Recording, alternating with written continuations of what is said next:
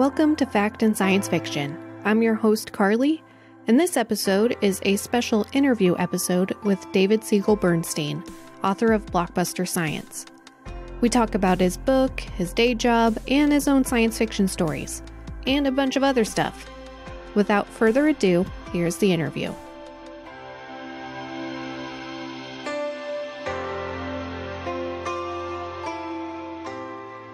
Hello, I'm David Siegel Bernstein. I am a writer and a forensic data scientist. Wow, cool. That was going to be one of my questions.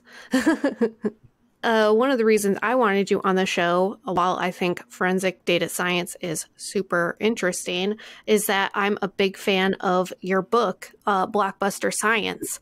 I've used it as a resource for a few episodes of my show now. So thank you. Been a lifesaver, really. Oh, I'm glad you enjoyed it. Yeah, it was actually...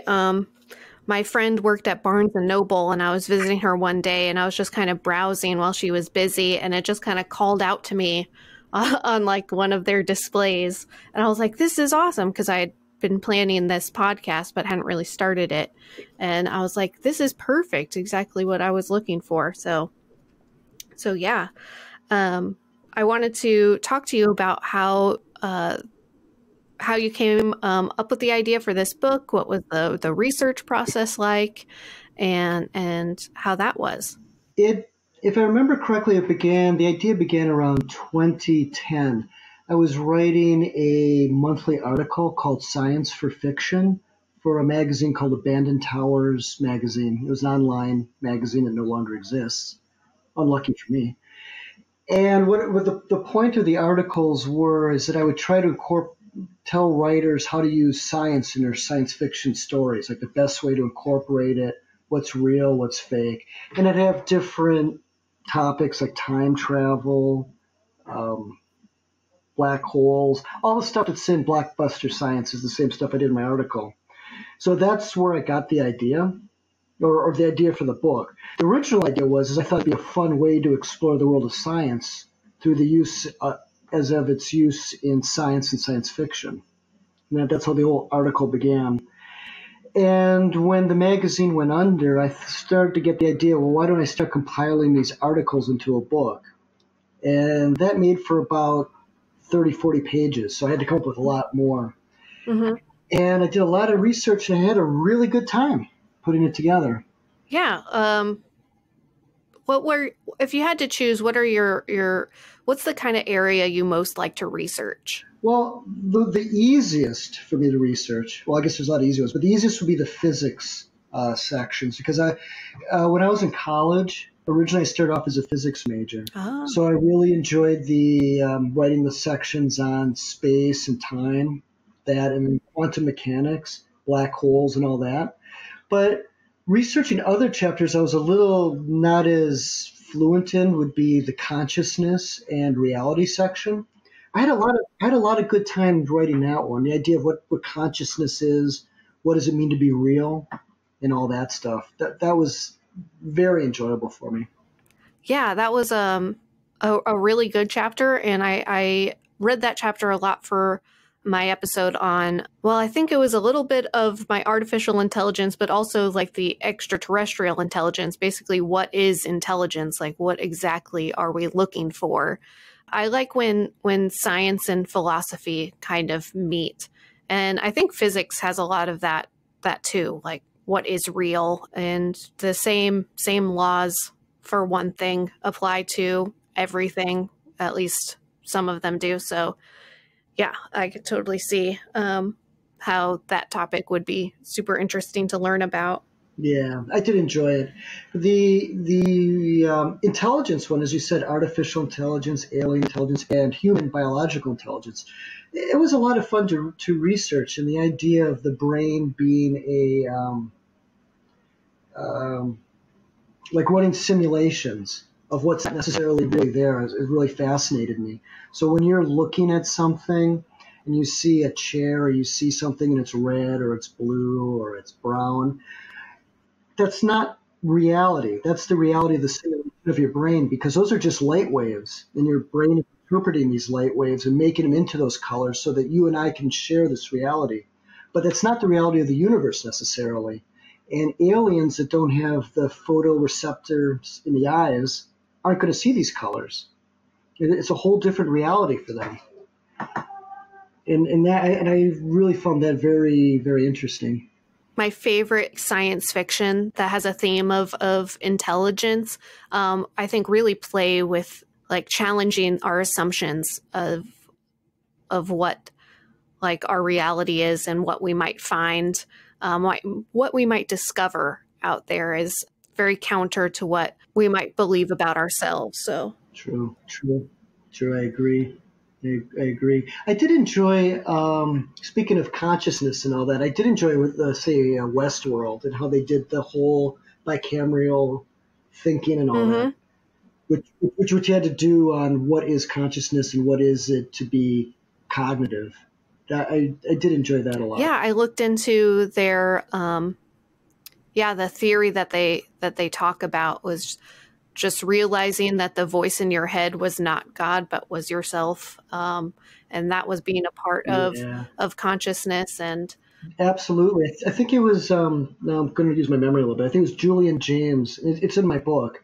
Came up with it in the 70s. Not really accepted completely among other scientists.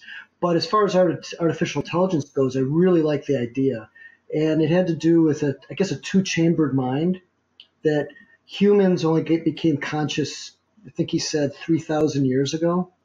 And everything before that was just reactions. You saw an animal, you ran. You were hungry, you ate. You procreated as necessary. All that were just reflexes. And then if anything was novel, maybe use a fire, lightning strike, and you saw a fire, you'd hear a voice in your head. And the voice would say run or pain or whatever the voice said. And you didn't believe that voice was yours, which is just how it was in Westworld. You'd hear a voice in your head and it would tell you stuff. And it isn't until many years later or generations later where that voice you realize is your own. And you switch to using the word I. And you no longer believe in an outside agency of a god or a chieftain, that you have your own agency.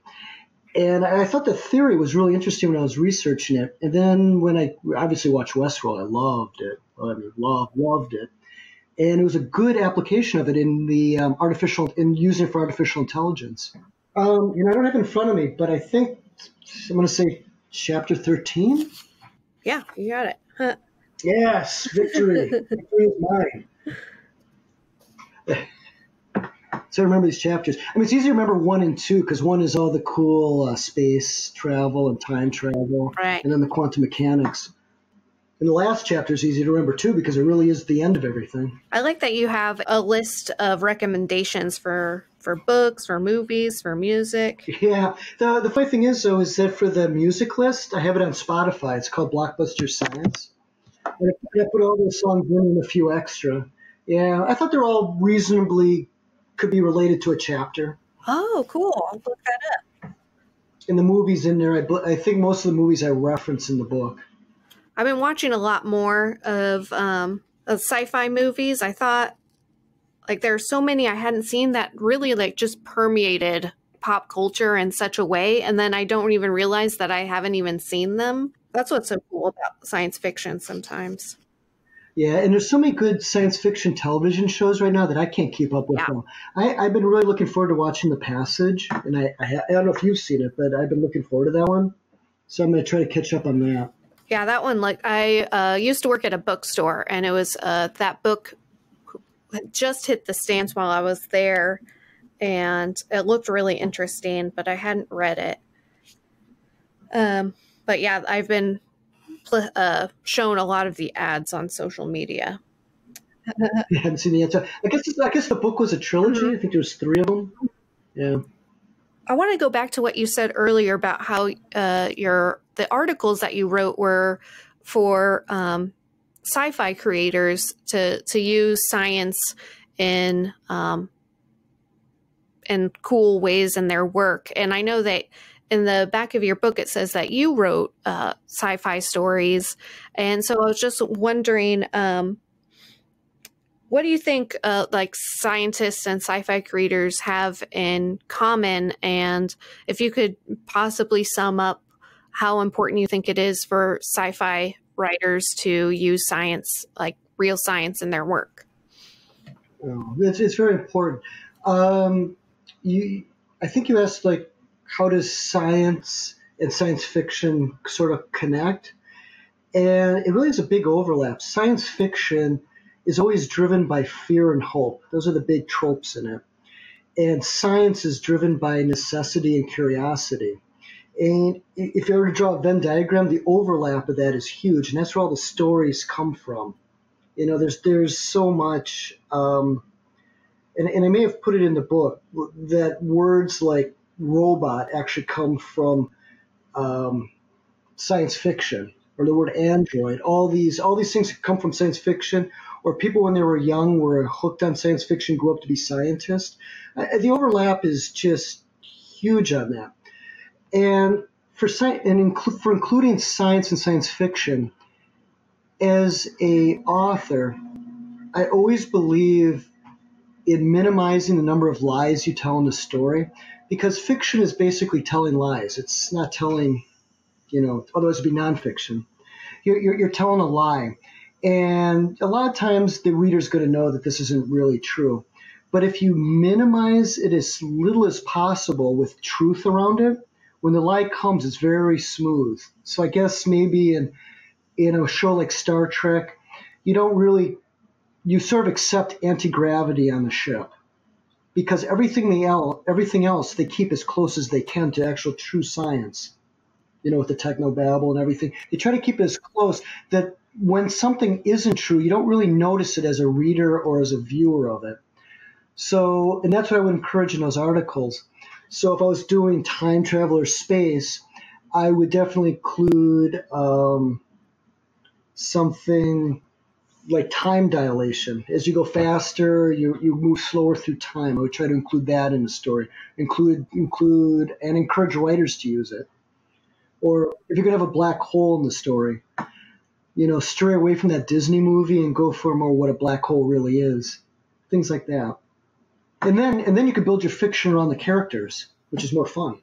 And since you're a more of a physics guy than like a biology guy, do you tend to use more physics in your work and your sci-fi work? Yes, definitely. Yeah. I'm writing a couple of short stories right now, and they're definitely more with, say, there might be more AI in it, or more adventures in space or satellites, more concrete science than the biological ones with viruses. I'm not opposed to, including a zombie every now and then due to a biological outbreak. But for those, I have to do a little bit more research. And when it comes to things like that, I would call my friend, I have a Jonathan Mayberry, who's another writer. That's his stuff that I would maybe call him up and say, give me some tips, give me a suggestion for that stuff. He did the blurb on your book. I noticed that. Yeah. Okay. I met him at like a convention, so I could get some book signs for a friend. He's real nice. Oh, he's very nice. Yeah, and he's a big promoter of other writers, and yes, he's a very good guy. He used to live out here. He used to live in Philadelphia before he moved out to California. Nice. So are there topics in space that you're more interested than others? Like any topics that you kind of watch for in the news, like the Mars rover or anything like that? Oh, definitely. I mean, yeah, the Mars 2020 projects, both by Elon Musk and NASA and ESA, the whole Chinese program right now with the Chang'e 4, landing on the dark side of the moon. And I believe, and I might be mispronouncing, I say Chang'e. Sometimes I hear it a little differently. But the Chang'e 5, which is coming up next, is going to actually bring samples from the dark side of the moon back to Earth, which is very exciting. Yeah, we haven't had many samples of the moon in a long time. Yeah, no, it's a lot of water, apparently, because you get hydrogen and you have oxygen. That's all you need for water. Yeah. Wow, I didn't think about that. Yeah, so they're probably going to dominate in that for a while. And then India's got, and I can never say these names of these very well, but the Chandrayaan project where they're sending a rover and orbiter to Mars. There's just a lot going on, which is Mm-hmm. all very exciting. Yeah, it is. Um, for a while there, I was just tuned into NASA Live on YouTube. For it seemed like every week or so they had something cool uh, going on. Oh, well, yeah, NASA's just, I mean, huge with Mars right now. And they're Mm-hmm. working on, the new Atlas V rocket, and there's just a lot going on. And then Elon Musk, he's got his BFR rocket all set to go to Mars. There's a Yeah, it's actually a pretty exciting time because we're including not just the U.S., we're including the whole world in Right. the space projects, and this is just a very actually exciting time. Yeah, a lot of collaboration. Yeah, I like that. Collaboration is actually very good.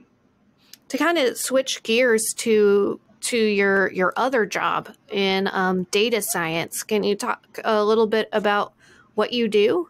Well, my job title is just a fancy term for saying that I look at data and I study patterns in data to understand patterns in human behavior. That's what I do. I specialize looking for discrimination mostly. Sometimes it could be at banking, it could be with police departments, it could be at jobs, it could be with government, at really any level, just to see what's going on. So I do mathematical modeling of what a perfect environment would be, with, say, everybody gets promoted the same, everybody gets raises the same, and then I look at what I see in reality, and then I take the differences, and it gives me a lot of information. So I do computer programming for that, statistical programming, and it could be it's like a police department. Do certain races get disciplined more than others, or if you do get disciplined, are you more likely to have a higher penalty than other races? Do, let's say, if women get promoted at the same rate at a company? All that sort of stuff. So I look at human patterns in data. That's pretty much what I do. And it's actually a lot of fun. That's awesome. Have you discovered like any overarching patterns in those fields? Like, do people hire your company as like consultants or? Yes. Yeah. Yeah. Okay. We work for anybody that hires us, really. It's but we're new. I mean, we don't, which is actually very interesting because you have to be very careful with data. You can't lie or data mine or cheat, change data. That might happen, but you don't want to ever see that happen. So if a company hires us, or if the government hires us, or if a local agency hires us, we just present what we see and then leave it there. Then, whatever decisions have to be made after that is on them, or on the person or the group that's being adversely impacted. It might be on them. So it could be even testing. So if you're taking a test for a job, a government job or a teaching job, is that test fair? Is it fair to everybody based on your ethnic background? We would look at things like that, and then we would advise accordingly. Right. Yeah. The company I work for started doing these kinds of seems like a personality screening for job candidates, and kind of finding the profile that they think matches the best in this job, in that job, and then testing the candidates to see if they match. And probably it's my kind of cynicism or just kind of suspicion, but I do like to question those things, all in the name of like efficiency, just exactly what is being tested, and yeah, if it's fair. So Definitely, I agree with you. You should be cynical. The a very simple fix and an example would be, say, orchestras. So years ago, first violins used to be predominantly male because it would be thought that males could play better, or whatever the reason was. I'm not going to say why, but eventually, what happened was, is someone came up with an idea. Hey, why don't we have blind auditions put a curtain up and you don't see who's auditioning. And things have changed. It's a very simple fix of now you have a much different view of symphonies now because of that. Just a simple fix of, it's not even so the test would be blind, literally blind test for the job, and it worked really well. Yeah, just, seeing that there might be opportunities of implicit bias and, finding a way to... Yeah, a very simple fix, right. So you're like you say cynical. Some people are cynical and maybe make a stand, and people listen, and then you find a possible solution. In this case, have them behind a curtain. You don't see who's playing, and then you go from there. Yeah. That math was easy. Right. That's things are sometimes a little bit more complicated in other things, but that was just an example of where cynicism was correct and found a solution. Right. If only it was that easy in other aspects too. Well, yes, this is a little bit more difficult in this environment, but in general, the progress is going the right way, and a lot of companies are putting in these measures, these checklists, even for, say, a fire department, where the argument was you had to be all male because you had to be able to lift up heavy equipment. We've gotten around that through different testing of different positions in fire departments, where it actually can be both genders can do stuff and be more efficient. And it works. And when things work, you just want for fire department, you want it to work. Right. Exactly. Yeah.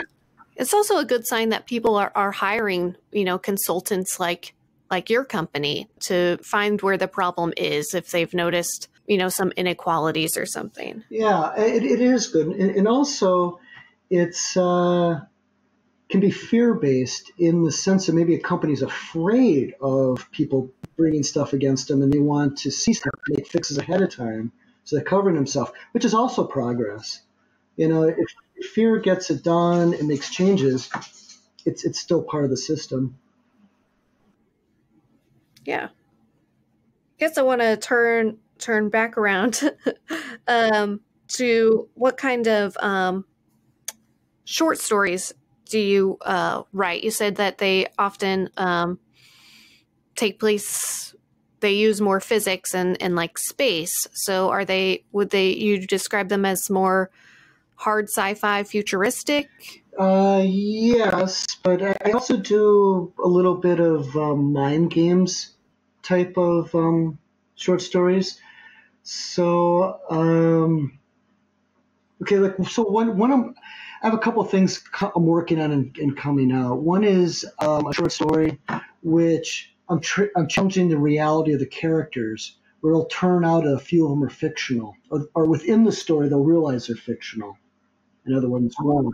So it's that. And then I have another one I'm working on. It's more of just a straight space adventure with kind of a AI issue. That's that. But I also have a book coming out in November. So it's a mystery. Yeah. Well, it's about a former Marine who teams up with a sort of a quirky private investigator who thinks he's Sherlock Holmes. Yeah. So that's coming out in November. So I'm hoping that'll be a series. So it's more modern day science will be in it more than science fiction on that one. And I'm sort of working on and outlining a follow up to Blockbuster Science, which I'm hoping. I'm kind of still coming up with ideas for length of it, but it would be more of underreported history of science. So when I was writing Blockbuster, I would come across a lot of these stories that were underreported that I had to research and that I didn't know about, and I learned. Like for example, how women were the original computers. They were so when I talk about computers, I believe I mentioned that a kilo girl. I'm trying to remember what I wrote in the book. A kilo girl was a unit of measurement which would be equal to the calculating ability of 1,000 women.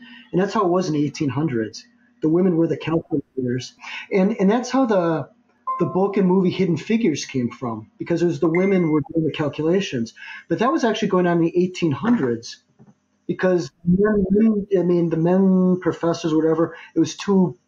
I guess I really don't want to insult the men of the time either, but I'm shooting from the hip on this one. But it was a little bit beneath them to do some of these calculations, the day-to-day math, where they would do the theory, and the women would do the hard calculations. And that was going on through the 1800s, and which I think I tell the story of Henrietta Leavitt in the book.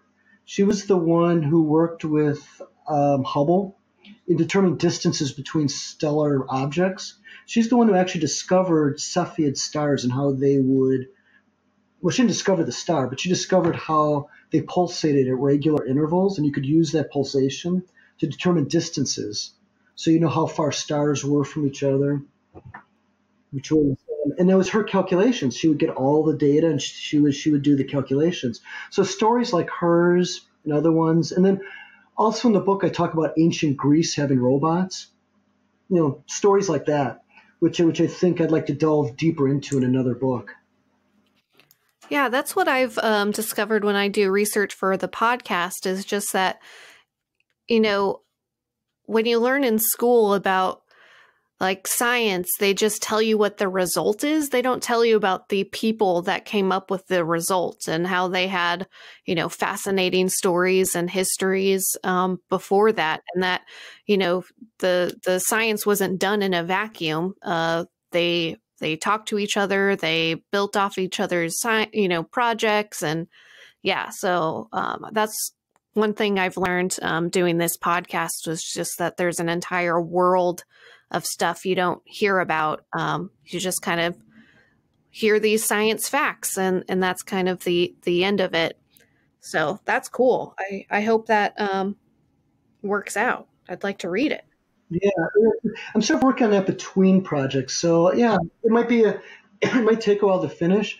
So yeah, while I was researching it, I know in Blockbuster Science, I talk about how I believe the first science fiction was Frankenstein. I sort of start with that. But did you know you could connect that to computer science and actual programming? Yeah, I found a link. I mean, it's not that I was the only person to ever discover it, but my independent one is in the book. I tell about how they all got together and they had a challenge and they write a story, and Mary Wollstonecraft Godwin came up with Frankenstein. And she was, I don't know, did you remember the story of that? How that whole thing comes about, Frankenstein? Just that she was at a party, and they were challenged to come up with the story. But yeah, that's. Yeah. No, that was it. So it was a challenge, and it was her, Mary Wollstonecraft Godwin. Gotta get her name right, correct. She had a boyfriend, Percy Basie Shelley. Then Lord Byron was there, and William Polidori and Claire Claremont. They were all there. Now, it's like the whole get together was a big soap opera, because Claire Claremont, I think, snuck there to be with Lord Byron as indiscreet thing. And William Polidori was Byron's doctor, who actually in that challenge came up with the story Vampire, which sort of leads to the whole vampire genre, which I thought was interesting. And Mary Godwin was there, and I think like about a month. This is the early 1800s, where people in London could go watch these experiments, where you would go hear a lecture. And one was on electricity, and they would shock frogs, and frogs would jump around, showing that there was a connection between electricity and movement and all that. And I believe she attended one of those. So she had that in the back of her mind. So when she was there for that challenge, and they're all in a room, that's how one of the reasons she came up with Frankenstein. So that's how Frankenstein. And then eventually, a year after writing it, she marries Percy Shelley and becomes Mary Shelley, who we probably know her better as, and she does that. But Lord Byron had one legitimate daughter, because he had many children, but they weren't from his wife. And that was Lovelace, Ada Lovelace, who actually does the first, or was one of the first computer programmers in 1840s using punch cards. So in a strange way, that's how I connect Frankenstein to that. It's very circular, but yeah, it's all sort of connected. And she's brilliant. I mean, Yeah. her math is great. Yeah, I'm glad her name has been popping up a lot. So finally she's getting the recognition she deserves. Yeah, no, she was the. I don't have any references to say she's the first programmer, but she's definitely one of the first. And she did it without an actual, because a Babbage computer wasn't quite done at the time. So she actually did it all in punch cards. And it all was logical and it worked.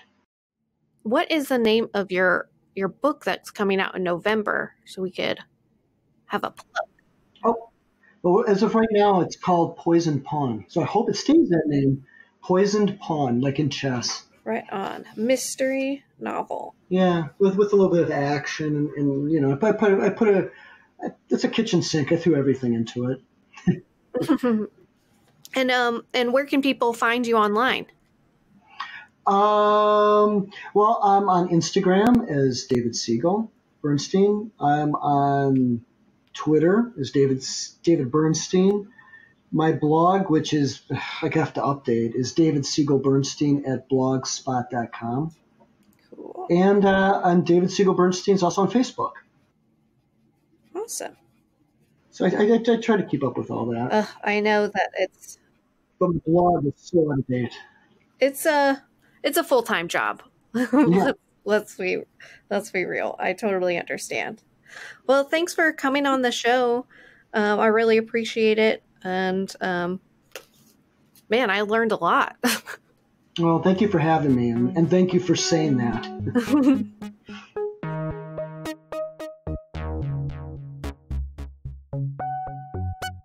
Thanks again to David for coming on the show.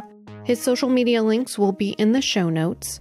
Before I sign off, I want to tell you all that I will be on another panel at ClexaCon in Las Vegas in April. I'll be joining Leonelli from Let's Hang Out and Nicole and Lauren from Coming Out with Lauren and Nicole for the Podcasting 101 panel.